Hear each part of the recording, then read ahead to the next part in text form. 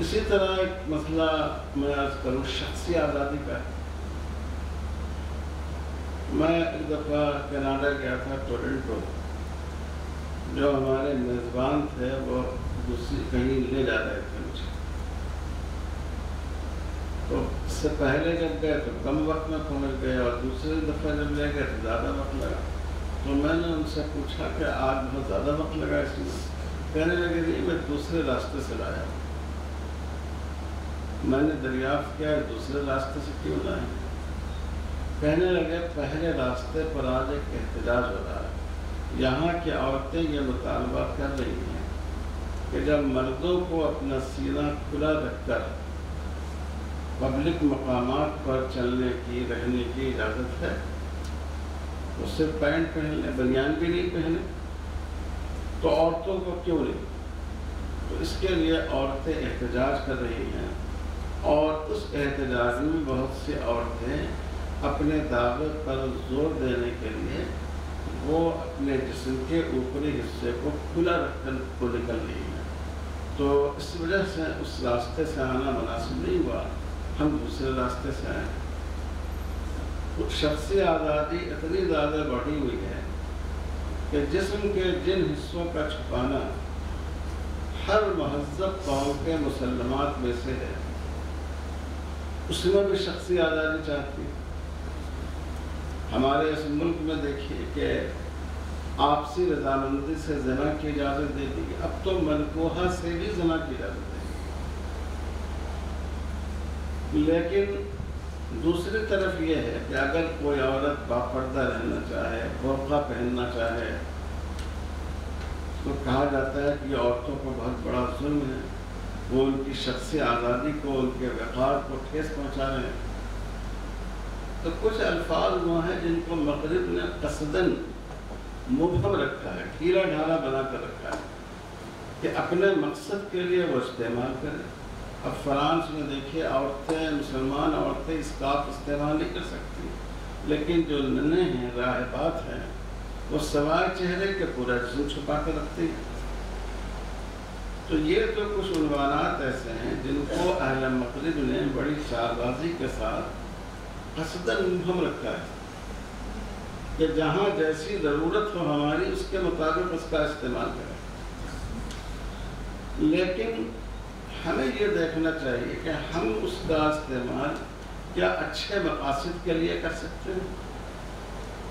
اگر ایک آدمی نے تلوار بنائی ہو ظلم کرنے کے لیے، اور ہم کو وہ تلوار مل جائے، تو کیا ہم اس کو ظلم کے روکنے کے لیے استعمال کر سکتے ہیں؟ اگر کسی نے پریس بنایا ہو اسلام مخالف لٹریچر کے چھاپنے کے لیے، اور وہ پریس اس کی ٹیکنالوجی ہمارے ہاتھ میں آ جائے، تو کیا ہم قرآن کی اشاعت کے لیے اس کا استعمال کر سکتے ہیں؟ تو اسلام کا مزاج یہ ہے کہ جو چیز جس میں بہت سی برائیاں شامل ہو گئی ہوں، اگر ہم اچھے مقاصد کے لیے ان کا استعمال کر سکیں تو وہ کرنا چاہیے۔ ہم آپ سب جانتے ہیں کہ جب آپ صلی اللہ علیہ وسلم نبی بنائے گئے، تو کیا آپ کعبۃ اللہ میں سے نبوت کا اعلان نہیں کر سکتے؟ آپ کعبہ کی چوکھٹ پر چڑھ کر اعلان کر دیتے، کیونکہ کعبہ ظاہر ہے کہ سب سے مقدس جگہ تھی۔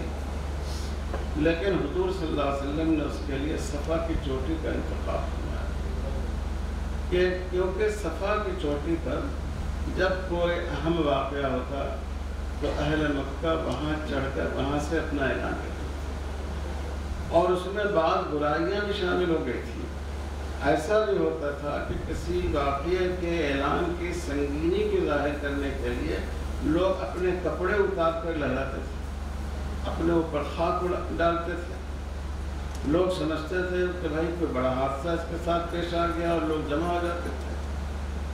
تو حضور صلی اللہ علیہ وسلم نے ان برائیوں سے بچتے ہوئے اسی اسٹیج کا اعلان نبوت کے لیے استعمال فرمایا۔ اس حقیقت کو علماء کو سمجھنے کی ضرورت ہے، اور ہم لوگ اس کو سمجھنے میں بہت دیر کر دیتے ہیں۔ آج ہماری جتنی مسلم تنظیمیں ہیں وہ اچھے مقاصد کے لیے، دینی مقاصد کے لیے، تنظیمی مقاصد کے لیے ویڈیو کا استعمال کرتی ہیں، انفارمیشن ٹیکنالوجی کا استعمال کرتی ہیں، اس کا فائدہ بھی ہو رہا ہے۔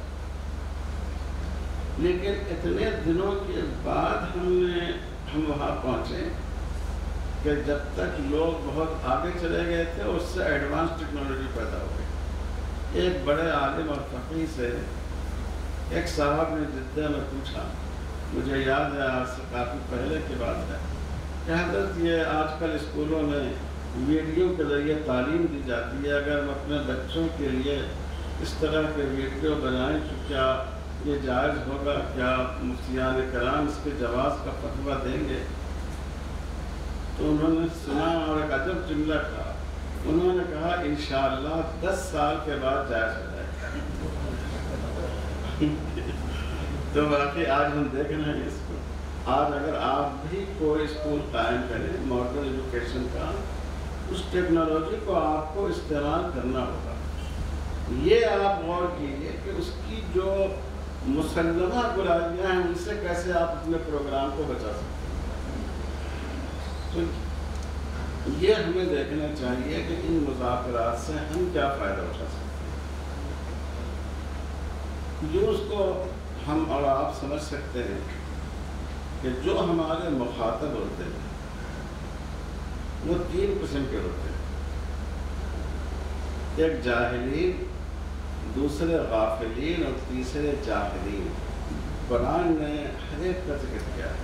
جاہلین کا مطلب یہ ہے وہ ہم سے بالکل واقف نہیں، ان کے لیے تو تعلیم کافی ہے، یعلمہم الکتاب والحکمہ، ان کو آپ سمجھا دیں، بتا دیں، اور ناواقفیت کی وجہ سے وہ عمل نہیں کرتے تھے، انشاءاللہ اس پر عمل کریں گے۔ انسان کی اصل فطرت یہی ہوتی ہے۔ دوسرا طبقہ ہے غافلین کا، جو غفلت میں مبتلا تھے، پھر جملہ ان کو معلومات تھی لیکن غفلت کا شکار تھے۔ ایک بچہ ہے، مسلمان بچہ ہے، معلوم ہے کہ نماز فرض ہے، غفلت کی وجہ سے نماز نہیں پڑھتا، اس کے لیے موعظۃ حسنہ کافی ہے۔ اس کو قرآن نے موعظۃ حسنہ کہا، اچھی طرح نصیحت کرنا، سمجھانا، یا جس کو اس آیت میں تزکیہ کہا گیا، یعلمہم الکتاب والحکمہ ویزکیہم۔ اور یہ جو تیسرا طبقہ ہے جاہلین کا، جو جاننے کے باوجود اور یاد رکھنے کے باوجود، معلوم ہونے کے باوجود اس کا انکار کرتا ہے، جہود کے راستے پر ہے، وہ اس کو قبول نہیں کرتا ہے، وہ آپ سے بحث کرنا چاہتا ہے۔ اس طبقے کے لیے ضرورت ہے مجادلہ حسنہ کی۔ اسی لیے آپ الفاظ الکبیر میں دیکھتے ہیں کہ شاہ ولی اللہ صاحب رحمۃ اللہ علیہ نے جو مضامین قرآن بتائے ان میں ایک مستقل مضمون جدل۔ قرآن نے اس زمانے میں جتنے ادیان باطلہ تھے ان پر قرآن مجید نے گفتگو کی، ان کے استدلالات کو رد کیا، ان کی نفسیات کو بھی ظاہر کیا۔ جیسے یہودیوں کے بارے میں بتایا کہ ان کی نفسیاتی برائی یہ ہے کہ انہوں نے پہلے سے فرض کر رکھا کہ ہم اللہ کے بالکل بہت ہی مخصوص بندے ہیں، دوست ہیں، اولاد ہیں۔ تو ظاہر ہے جب آدمی اس مقام پر پہنچ جائے تو وہ دوسرے کی بات کیسے سن سکتا ہے۔ اور پھر شاہ صاحب نے جدل کی تقسیم بھی کی ہے، مشرکین کے ساتھ، اہل یہود کے ساتھ، نصارہ کے ساتھ، منافقین کے ساتھ۔ تو اگر میں یہ کہوں کہ یہ جو مذاکرات ہیں یہ اسی فریضہ مجادلہ کو ادا کرنے کے لیے ہمیں کرنا چاہیے۔ اور قرآن نے صرف یہ نہیں کہا وجادلہم، ورنہ ہو سکتا ہے کہ ہم لوگ جو طاقتور ہوتے لاٹھی لے کے نکل جاتے، بلکہ قرآن نے کہا وجادلہم باللتی ہی احسن، جو سب سے بہتر طریقہ ہو سکتا ہے اس کے ذریعے مجادلہ کرو، جدال کرو۔ علامہ ابن تیمیہ رحمۃ اللہ علیہ نے یہ نقطہ لکھا ہے کہ قرآن نے موعظت کے ساتھ سادہ صیغہ صفت کا استعمال کیا ہے، موعظۃ حسنہ۔